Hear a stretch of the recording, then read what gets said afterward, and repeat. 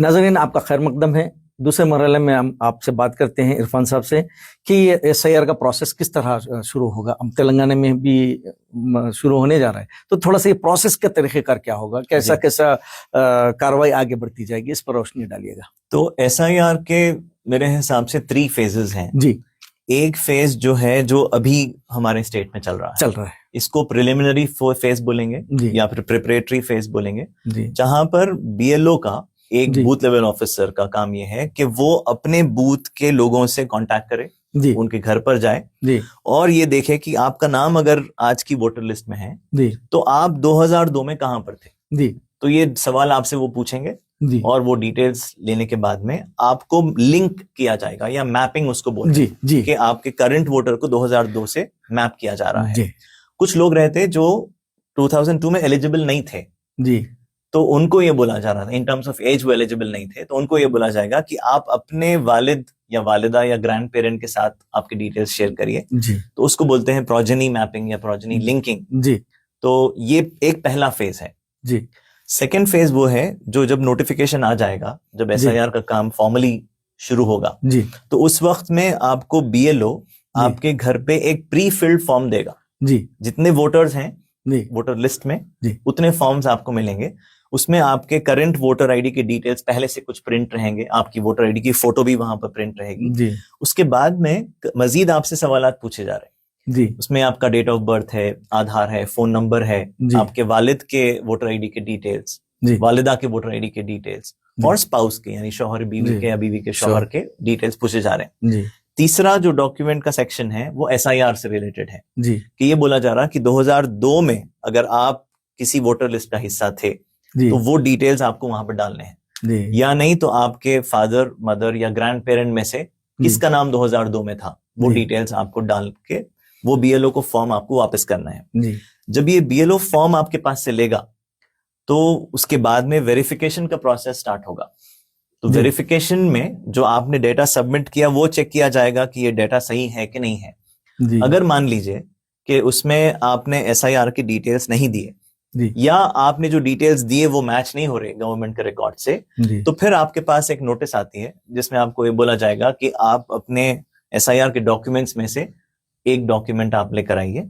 Again date of birth बहुत important है कि आप कब पैदा हुए, उसके हिसाब से आपको अपना या अपने वालिदैन में से किसी एक का या दोनों वालिदैन का भी आपको SIR की लिस्ट में से डॉक्यूमेंट्स लेके आपको इलेक्शन कमीशन में वो सबमिट करना पड़ेगा। ये वेरिफिकेशन होगा। जो तीसरा फेज है वो तीसरा फेज है वोटर लिस्ट के SIR की वोटर लिस्ट के पब्लिश होने का। पहले एक ड्राफ्ट लिस्ट पब्लिश होगी और उसमें आपको अपना नाम चेक करना है। हो सकता है कि उसमें आपका नाम नहीं आया या उसमें आपको कोई करेक्शन की जरूरत है, तो आपको 1 महीना दिया जाएगा जिसमें आपको साबित क्लेम्स और ऑब्जेक्शंस आप डाल सकते हैं। तो उसके बाद एक फाइनल लिस्ट। इरफान साहब, एक मसला ये है कि अगर क्या मेरा 2002 की फहरिस्त राय दहिंदगार में नाम हो जाना आ जाना काफी होगा? 2002 में अगर आपका नाम है और 2002 में जो आपकी डिटेल्स हैं वो करंट वोटर ID से मैच हो रहे हैं। छोटे मोटे मिस्टेक्स तो होते ही हैं, लेकिन मोर और लेस अगर आपका नाम मैच हो रहा, स्पेलिंग मिस्टेक उतना बड़ा मसला नहीं रहेगा, लेकिन आपका नाम, आपके एज, आपके वालिद का नाम या आपके स्पाउस का नाम वगैरह ये मैच होना है। मेन डिटेल्स जो है वो मैच होना है। और अगर आपके करंट वोटर ID और 2002 की डिटेल्स मैच होते हैं तो फिर आपको मजीद डॉक्यूमेंट्स के फेज में जाने की जरूरत नहीं पड़ेगी, काफी होगा। लेकिन जो खासकर फिर यहाँ वही बात आती है कि 2004 के बाद पैदा होने वाले बच्चों के लिए तो बड़ा मसले होंगे, क्योंकि वो भी फहरिस्त राय दहिंदगार में नाम शामिल हो चुका होगा। पहले वोटर्स भी रहेंगे, यानी फर्स्ट वोटर्स भी बने हुए रहेंगे, लेकिन ये काफी नहीं होगा। बिल्कुल, इसलिए कि यही कि जैसे अब पंचायत राज के इंतखाबात या फिर बल्दिया के जो तेलंगाना में हुए थे, उसमें अगर किसी ने वोट भी दे दिया है तब भी उसके लिए साबित करना पड़ेगा कि मैं इस मुल्क का शहरी हूँ, इस मुल्क का वोटर हूँ। ये सवाल से मैं आपसे एक सवाल पूछना चाह रहा हूँ। फॉर एग्जाम्पल कि किसी ने पंचायत इलेक्शन में या पिछले असेंबली इलेक्शन में उसने वोट डाला। मान लीजिए कि वो एक ऐसा वोटर है जो इंडियन सिटीजन नहीं है, उसने गलत तरीके से अपना वोटर ID कार्ड बनाया, तो क्या उसका नाम डिलीट होना चाहिए? नहीं होना चाहिए मेरे तरफ से। इसलिए कि मैं मेरा कंटेंशन ये होगा कि मुझे किस बुनियाद पर फिर ये हक दिया गया था माजी में, मैं ये सवाल करूंगा, लेकिन क्या ये सवाल मेरा वैलिड होगा कानून की नजर में? जी सही, इसीलिए कि पहले हमको दिया गया था वोटर आईडी कार्ड और किसी बुनियाद पर दिया गया था, वेरिफिकेशन करने के बाद दिया गया था, तो उसकी एक अपनी वैलिडिटी है। जी नहीं, हम लोग ये देख रहे हैं कि इस सिलसिले में लोगों के अपने नजरियात है, अपना ख्याल है कि मैं वोट देते आया हूं अब तक, तो मुझसे वो वोट देने का हक कैसे छीना जा सकता है? जी।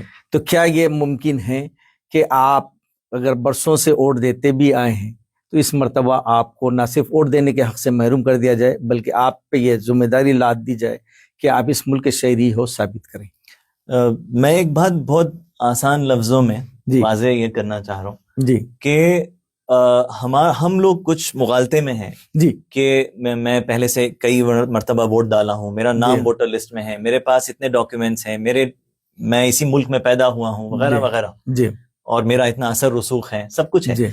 लेकिन आप देखिए कि जब ये SIR का प्रोसेस शुरू हुआ तो 3 एग्जाम्पल्स मैं आपको देना चाहूंगा।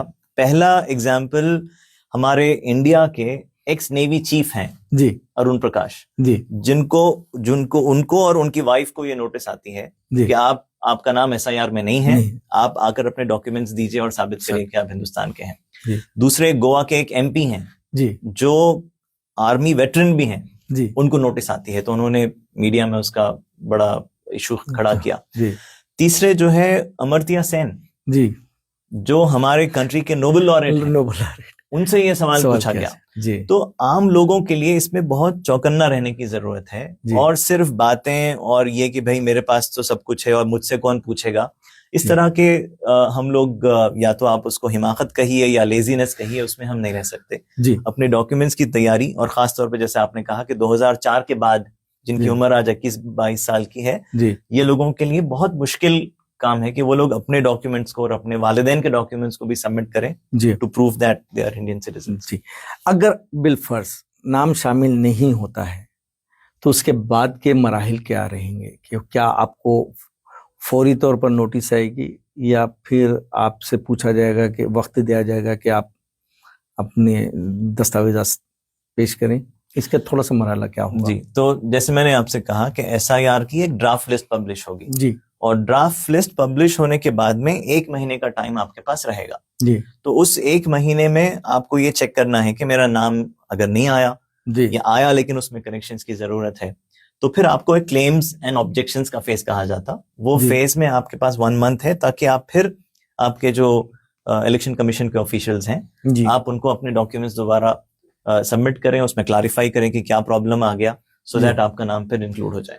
उसके बावजूद भी फाइनल लिस्ट तैयार हो जाती है और वो फाइनल लिस्ट में आपका नाम नहीं आता है। फाइनल लिस्ट तैयार होने के बाद आपका नाम नहीं आता है तो सबसे पहला जो इम्प्लीकेशन है जी, जो प्रॉब्लम है वो ये है कि आप आइंदा किसी भी इलेक्शन में वोट नहीं डाल सकते। ना सिर्फ वोट नहीं डाल सकते बल्कि किसी भी इंतखाबात में आप मुकाबला भी नहीं कर सकते, क्योंकि आप जब वोटर ही नहीं रहे तो आप मुकाबला भी किसी भी इंतखाबात में नहीं कर सकते। इसके बाद क्या होगा अगर वोट नहीं डाले? तो आप वही उसका एक इनडायरेक्ट मीनिंग क्या है जी, आपको जब ये बोला जा रहा कि आप वोट नहीं डाल सकते, तो जैसे हमने डिस्क्वालिफिकेशन के 3 उसूल हमने चेक किए थे जी, कि आपको क्यों वोट आपका डिलीट हुआ जी, या तो आप पागल हैं या फिर आपने कोई जुर्म आपने किया है, बल्कि पागल सिर्फ नहीं बल्कि जिसका सदाकतनामा हो, बिल्कुल, यानी आपकी तस्दीक तिब्बी बुनियादों पे की जाए और अदालती बुनियादों पे की जाए। उसी तरह मुजरिम साबित होना आपका, अगर वो ये दोनों नहीं है तो फिर तीसरी बात बहुत साफ है कि आप इंडिया के सिटीजन नहीं है। इंडिया का सिटीजन नहीं है का मतलब ये होगा कि आप किसी और मुल्क से यहाँ पे दर आए।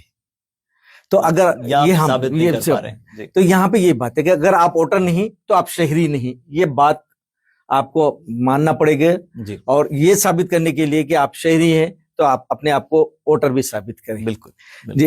अब एक और बात हम इससे जुड़ी हुई बात करना चाहता हूँ कि बहुत से रियासतों में जहाँ पे हम देखे कि ये मरहला हुआ है, वहां पे कुछ BLOs ने खुदकशी की जी, वो वजह क्या रही? ये लोग क्यों खुदकशी? हालांकि उनपे तो जिम्मेदारी नहीं थी कि वो शहरियों को साबित करे, लेकिन वो उनपे क्या दबाव, ज़हनी दबाव आ रहा था? इसमें एक रिपोर्ट है जिसमें 6 स्टेट्स का जिक्र है। 6 स्टेट्स में तकरीबन 33 BLOs ने खुदकुशी की है जी। आप सोशल मीडिया पे आप देख सकते हैं, उनके काफी परेशान कुन वीडियोस भी हैं जो उन्होंने वीडियो डालने के बाद खुदकुशी की जी। तो उसमें से 2 मिसालें हैं जिसका हम तस्करा कर सकते हैं। एक यूपी की है, एक यूपी के अंदर एक BLO ने बोला कि, या उनकी फैमिली ने बोला कि इनके ऊपर एक दबाव डाला गया था कि कुछ कम्युनिटीज के, स्पेसिफिक कम्युनिटीज के लोगों का नाम वोटर लिस्ट से डिलीट करो जी। तो वो प्रेशर वो ले नहीं पाए और उन्होंने जी क्यों उनको गवारा नहीं हो रहा था कि जानबूझकर वो उनको महरूम कर दिए। हम एक हम यहाँ पे देख रहे हैं कि क्या हमको रहनुमाई मिलती है कि मैं आम शहरी हूँ कि मैं इसमें मेरा नाम है या नहीं है, मैं कैसे चेक करूं जी। तो इसके लिए जो प्रोसेस है वो तकरीबन ऑनलाइन है जी। चूंकि आजकल स्मार्टफोन सबके पास है जी। तो इलेक्शन कमीशन ऑफ इंडिया की तरफ से एक एप्लीकेशन है ECI नेट जी, ECI नेट। तो ये एक नया एप्लीकेशन है जी। पहले वोटर हेल्पलाइन हुआ करता था जी। लेकिन अभी ये ECI नेट ऐप है। उस ECI नेट ऐप में अगर आप अपने फोन नंबर से उसको रजिस्टर कर लेंगे जी, तो वहां पर आप दोनों चीजें चेक कर सकते हैं कि मेरा नाम अभी करंट वोटर लिस्ट में है कि नहीं है जी। क्योंकि ये भी एक बहुत अहम पॉइंट है जी। कि लोग समझते हैं कि मेरे पास वोटर ID कार्ड है जी, मैंने पिछले इलेक्शन में वोट डाला था जी। लेकिन आप क्वालिफाइड वोटर तभी हैं जब आपका नाम वोटर लिस्ट में है जी। तो आपको पहले ऑनलाइन चेक करना है कि मेरा नाम वोटर लिस्ट में बाकी है कि नहीं है जी। दूसरा, आपको SIR 2002 में चेक करने के लिए वहां पर एक ऑप्शन है, उसमें आप अपनी 2002 की कॉन्स्टिट्यूएंसी, 2002 के डिस्ट्रिक्ट और अपने वालिदैन के डिटेल्स वहां पर आप डाल के आप सर्च कर सकते हैं। कोई और भी खानगी तौर पर इस सिलसिले में काम कर रहे हैं तंजीमें या कोई अफराद जी, या कोई ऐसा ऑनलाइन कोई वेबसाइट वगैरह है जी? तो ये जो प्रोसेस है एप्लीकेशन का, इसमें बहुत मुश्किल लोगों को हो रही जी। वो इसीलिए हो रही कि आप अपना नाम जब डाल के सर्च करते तो आप उसमें अपनी सही स्पेलिंग डालते जी। लेकिन पुराने वोटर लिस्ट जो 2002 के हैं, बहुत सारे ऐसे हैं जो ट्रांसलेटेड हैं, तेलुगु से इंग्लिश में ट्रांसलेट हो गया, तो उसमें स्पेलिंग्स में बहुत गड़बड़ है और लोगों को 2002 में अपना नाम रहने के बावजूद नहीं मिल रहा जी। सर्च नहीं कर पा रहे। तो हमारे एक महबूब नगर के एक साथी हैं जिन्होंने एक बहुत अच्छा काम किया कि उन्होंने इस वोटर लिस्ट को जो है ब्रेक करके उन्होंने हाउस नंबर वाइज सर्च का ऑप्शन उसमें डाला है जी। कि आप 2002 में आप किस घर में थे, वो हाउस नंबर अगर आप डालेंगे तो उसमें आपके घर में जितने वोटर्स थे 2002 के उस लिस्ट में आ जाएगी। तो ये तेलंगाना की हद तक ये काम हुआ है जी। अब ये सब मरहले हो जाने के बावजूद अगर मेरा नाम नहीं आता, फिर वही सवाल, क्योंकि बहुत परेशान होने वाले हैं। अब तक हम लोग ये देख रहे हैं कि इस सिलसिले में खासकर हमारे शहरी तेलंगाना के वाकिफ नहीं है कि बहुत से ऐसे शहरी हैं जिनको SIR क्या है नहीं मालूम है। तो हम उनको किस तरह बेदार कर सकते हैं, ये हमारी यानी इज्तिमाई जिम्मेदारी कैसा, इसको किस तरह हम शऊर बेदार कर सकते हैं, इस पर रोशनी डालें जी। तो अभी SIR स्टार्ट नहीं हुआ है जी, और इस तरह के पॉडकास्ट हैं या इस तरह के जो लोग अवेयरनेस का काम कर रहे हैं, मेरे हिसाब से शऊर बेदारी फिलवक्त सबसे ज्यादा अहम है, अवेयरनेस का काम सबसे ज्यादा अहम है जी। और लोगों को ये समझ में आना चाहिए कि एक्सरसाइज कितनी क्रिटिकल है जी। तो उसमें हमारी ये गुजारिश है कि चंद जो मोहल्ले के लोकल लोग हैं जी, जो पढ़े लिखे हैं, जिनको इस बात का शऊर है, वो अपने अतराफ के लोगों की थोड़ी सी फिक्र करे और ये चेक करे कि इनका नाम करंट लिस्ट में है कि नहीं है, और इसी एप्लीकेशन या वेबसाइट के जरिए से ये चेक करें कि 2002 में इनका लिस्ट में नाम है कि नहीं है जी। अगर 2002 में नाम नहीं मिल रहा या 2002 में बहुत स्पेलिंग मिस्टेक्स हैं, तो आपके सामने एक लिस्ट है डॉक्यूमेंट्स की जी। वो डॉक्यूमेंट्स में कुछ आसान डॉक्यूमेंट्स हैं, बहुत कम पैसे में वो डॉक्यूमेंट्स अप्लाई हो सकते, बन सकते, उसका मौका है, तो वो डॉक्यूमेंट्स को बनाने की हमको फिक्र करना चाहिए। नाज़रीन, हम इस बहस को, इस गुफ्तगू को यहीं ख़त्म करते हैं, इस उम्मीद के साथ कि ना सिर्फ इसमें जो लोग बाशऊर हैं, जिनके पास वक्त हैं, और जो लोग वजीफ़ायाब है, इस आगे आए, और मस्जिद कमेटी भी इस सिलसिले में आगे आए और लोगों की रहनुमाई करें। इंशाअल्लाह हम दूसरे मौजू के साथ दोबारा मुलाकात करते हैं। अल्लाह हाफिज़, अस्सलाम वालेकुम।